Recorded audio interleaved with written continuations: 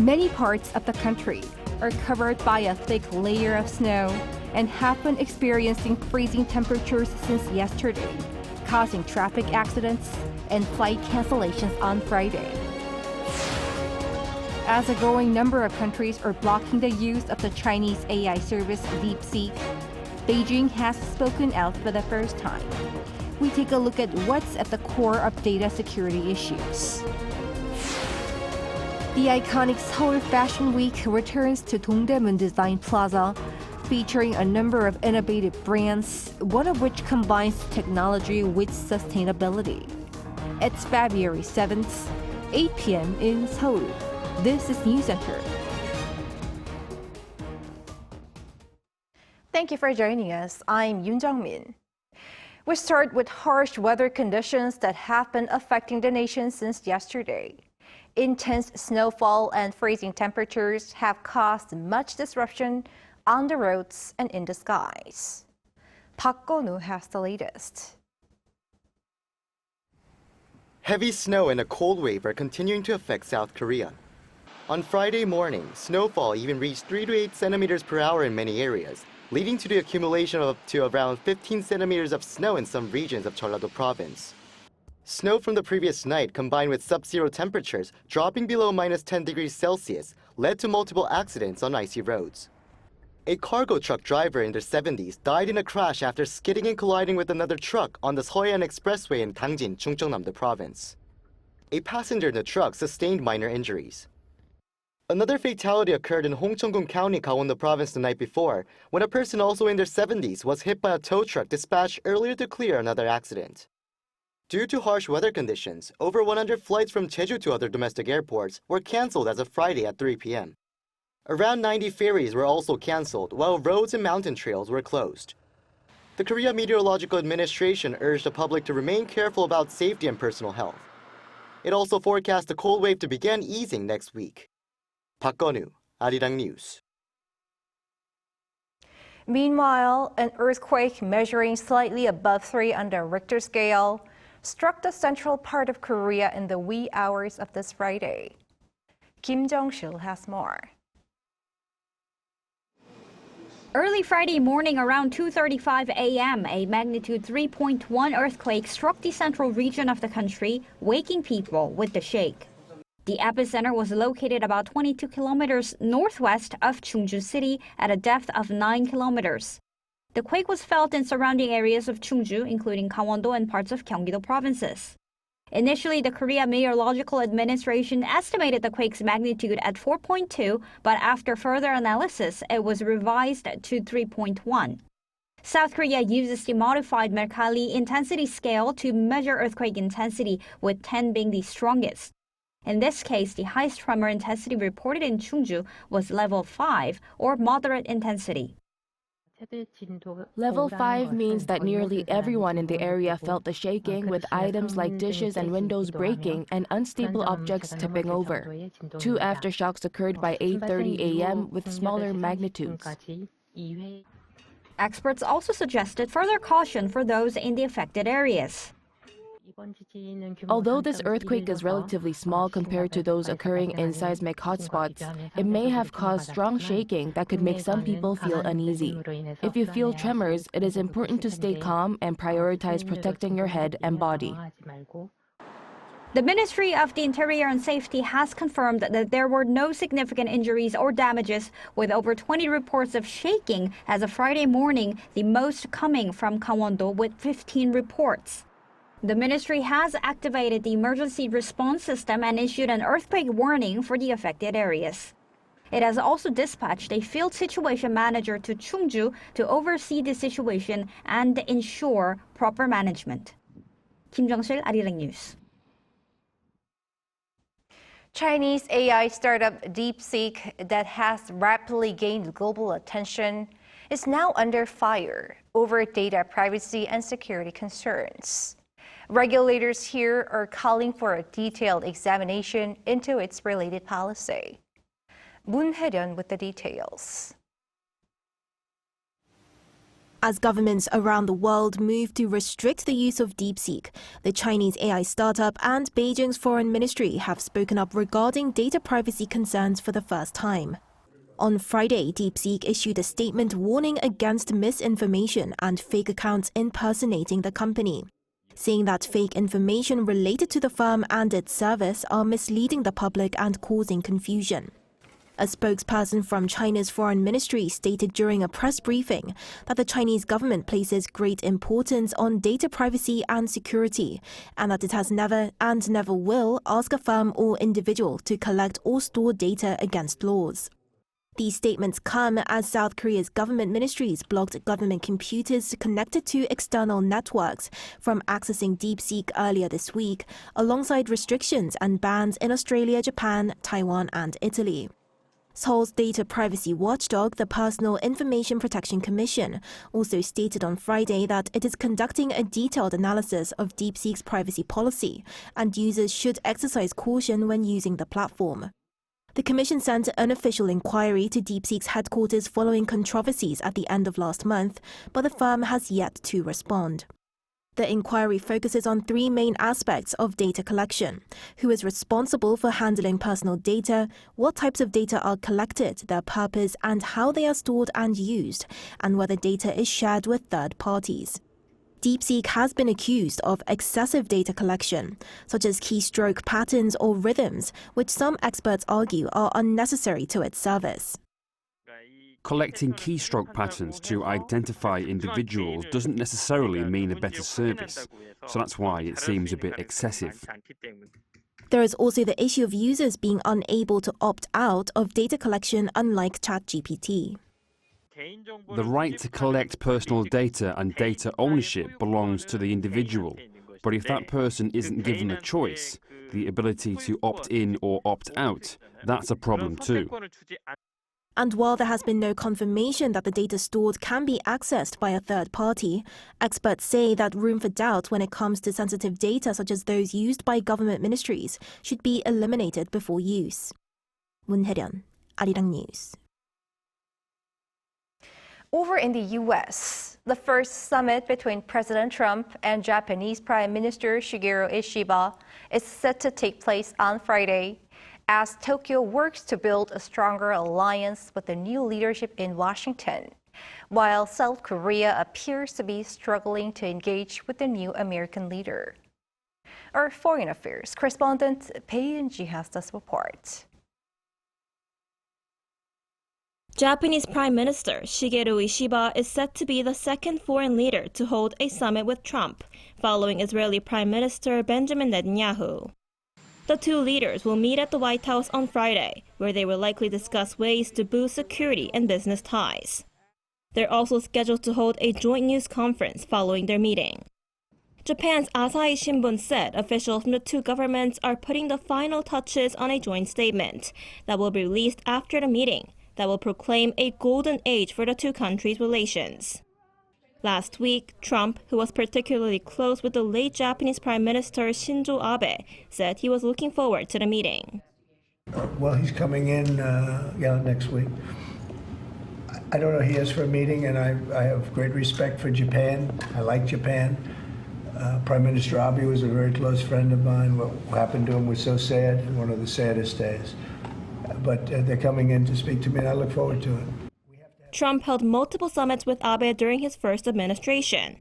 And just like Abe, Ishiba is reportedly hoping to build a personal relationship with Trump to build a stronger alliance with the U.S. In fact, Japanese local media said he has been analyzing Abe's approach to handling Trump. He reportedly memorized an extensive amount of anticipated questions and answers on policies, prepared a diagram explaining the status of Japan's investments in the U.S., and even studied Trump's personality ahead of the upcoming summit. Meanwhile, as the Japanese leader rushes to meet Trump, South Korea is still struggling to engage with the Trump's team amid a leadership crisis. Acting President Choi Sang-mok is yet to hold a phone call with Trump, and Foreign Minister Cho Tae-yeol is yet to finalize his trip to the U.S., although he's seeking to meet with his new American counterpart, Marco Rubio, as early as possible. Left without a leader, the government is now tasked with handling the future of South Korea-U.S. alliance under Trump, who has already begun to reshape the international order in other parts of the world. 배은지, Arirang News. In other news, international criticism seems to have done little to deter U.S. President Donald Trump's intentions to lay claim to Gaza. Lee Seung-jae covers his latest remarks. During a meeting with Israeli Prime Minister Benjamin Netanyahu earlier this week, U.S. President Donald Trump proposed a U.S. takeover of Gaza and the relocation of 2 million Palestinians. The plan was heavily criticized by the international community, with some calling it a form of ethnic cleansing.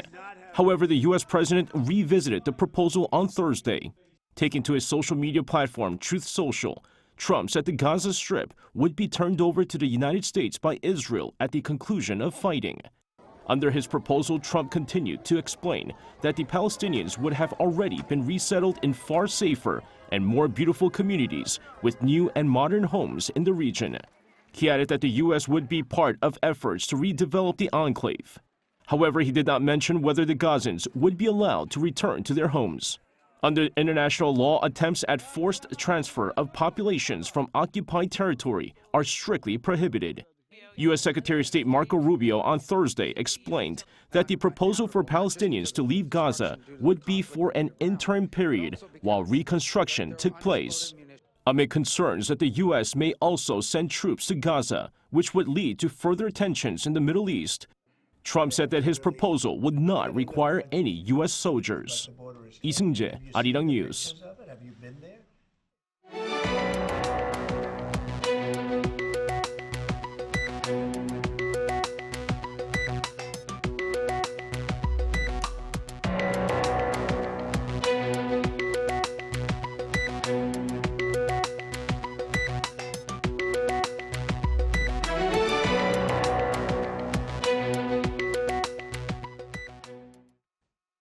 Up next, we share with you the fashion trends that will shape the fall and winter of this year as seen at the Seoul Fashion Week. Our Ian, he was there. Want an exclusive first look at the hottest fall and winter fashion trends?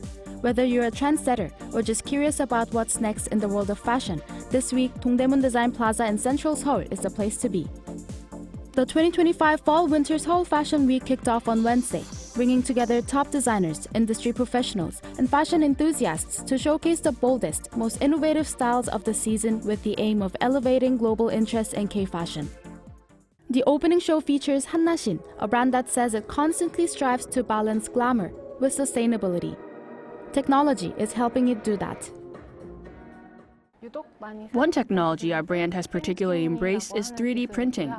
The first dress you saw in the show, embellished with jewels, was created using the fused deposition modeling method.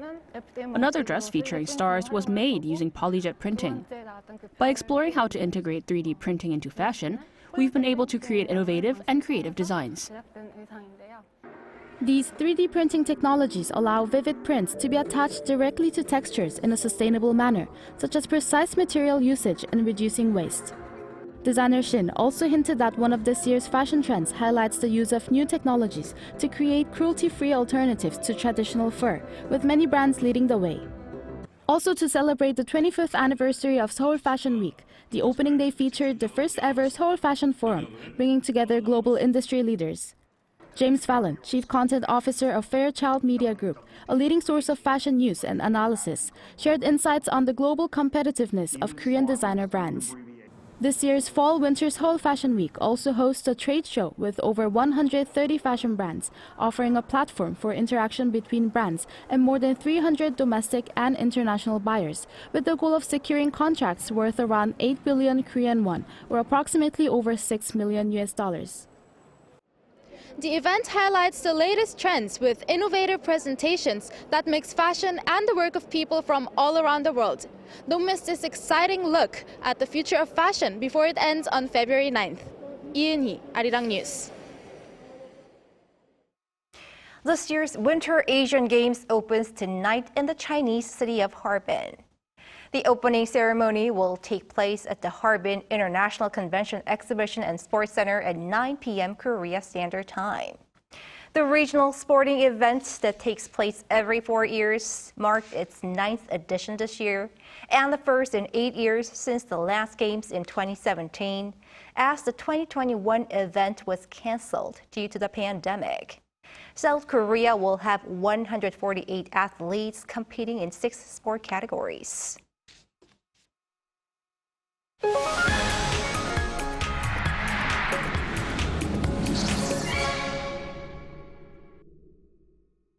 It's Friday, and you know what that means. It's time for our arts and culture segments. We have our culture correspondent, Song Yujin here. Welcome, Yujin. Great to be here, Jungmin. What do you have for us today?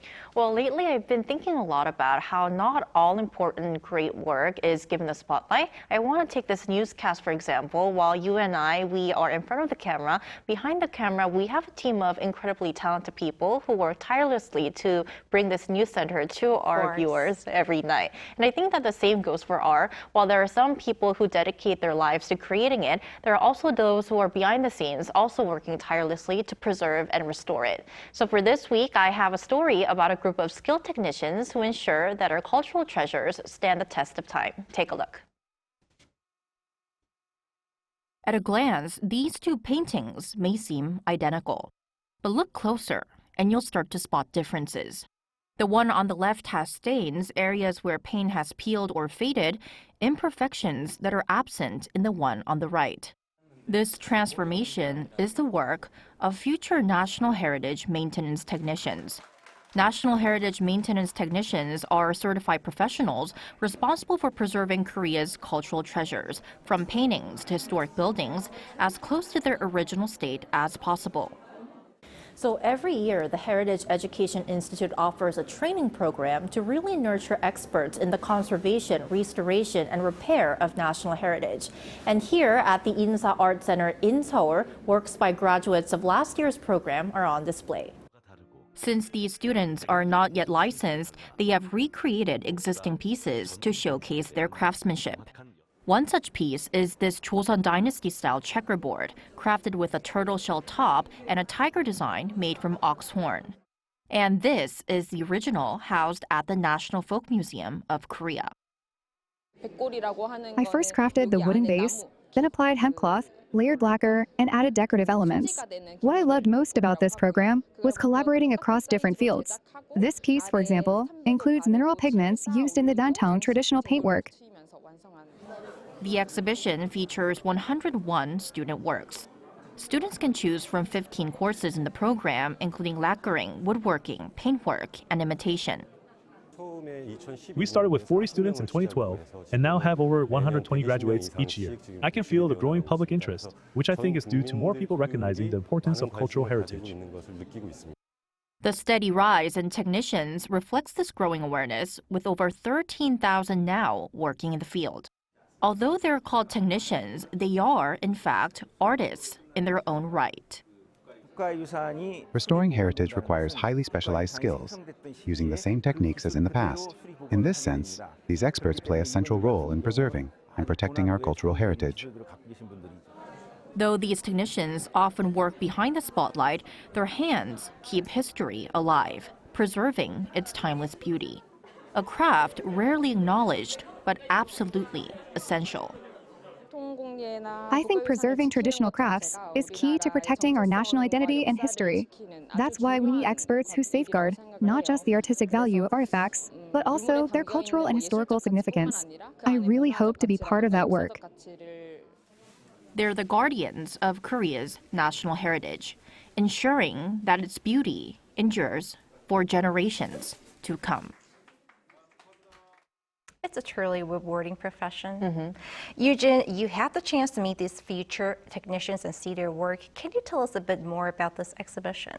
All right, so as mentioned in my report, 101 works are currently on display, and they range from lacquering, woodwork, metal fittings, gold plating, imitation works, and traditional decorative paintings. So with so much to offer, you might wonder, where should I start if you have the chance to visit this exhibition? So the Korea Heritage Service recommends 4 pieces, which is the checkerboard featured in my report, a replica of the Changdeokgung Palace Sangryangjeong Pavilion ceiling, an imitation of a Buddhist painting from Daeungsa Temple in Jeolla-do Province, which is what you're seeing on the screen. And last but not least, a peony flower latticework door from Burugapsa Temple, which is a temple also located in Jeolla-do Province.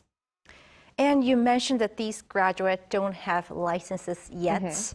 So what does it take to become a certified National Heritage maintenance technicians? Well, to become a certified technician, as I kind of mentioned in my report, you of course have to pass the national certification exam, which takes place annually. And the sign-up period for this year's exam is coming up. It's between February 17th to February 21st. And the test offers 24 categories, each involving an interview and a practical test. And this test is scheduled for early April. So once you pass, you become a certified technician. And this means that you qualify to work directly at national heritage sites. Best of luck to exam takers. All right, thank you, Eugene, for the report. My pleasure.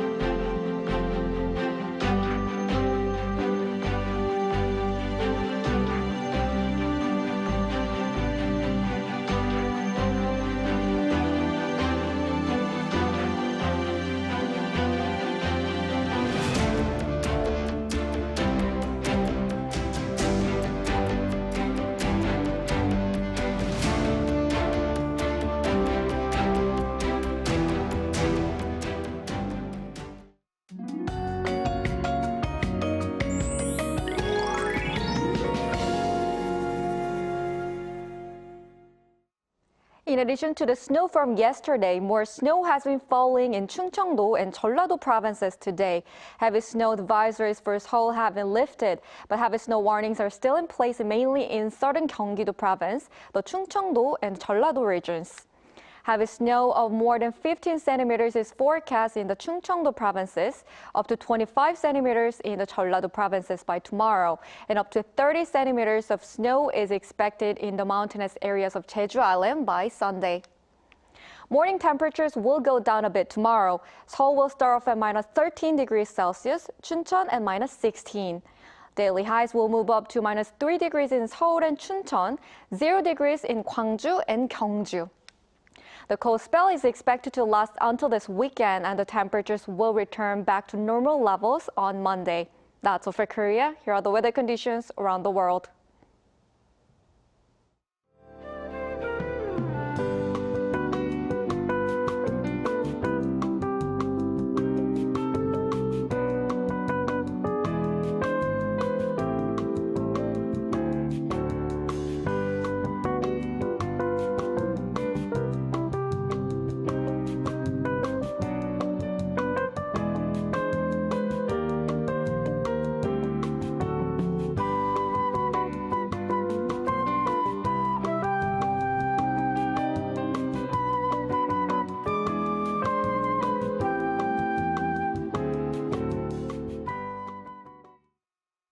That is Newscenter for tonight.